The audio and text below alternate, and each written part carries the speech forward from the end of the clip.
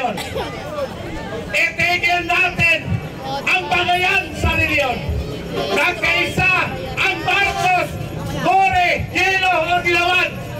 Ngayon nakikita ko at iparating ko sa Tagayloilo na tayo nag-isa ay paglaban ang entrance ni Sara Duterte. Ang isa ko pang sasabihin sa inyo, maraming tao na pinatay ang mga polis sa Iloilo.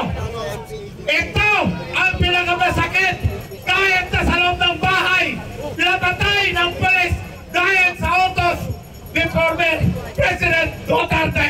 Kailangan managot si Duterte sa ginawa.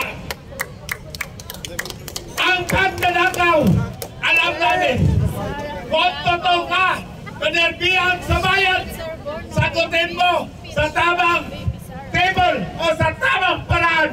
Bakit hindi siya sumasagot? Dahil isa siya sa pagdadakaw para sa amin kahit hindi kami nakatapos ng justisya. Pero nakakugnod ang taga-Iloilo na magdadakaw ang mga Duterte, mamamatay tao.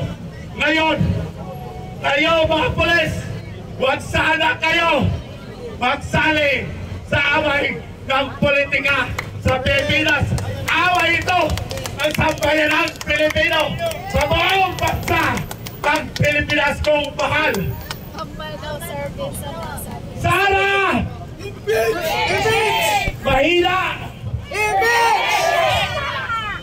Duterte! Impeach! Panagutin sa kamalian ang lahat ng Duterte at hindi dapat makarating uli sa Malacanang. Sa lahat ng mga congressman sa bilog, sa buong distrito, hinihingi namin na dapat ibigay ninyo ang sinisigaw ng sambayanang Pilipino. Inaabangan namin ang congressman namin sa 4 distrito sa probinsya ng Iloilo na kung isigaw at hindi magpipirma dahil kasapi siya dahil may liroon laboratorio dyan sa Cabugao, Laguna.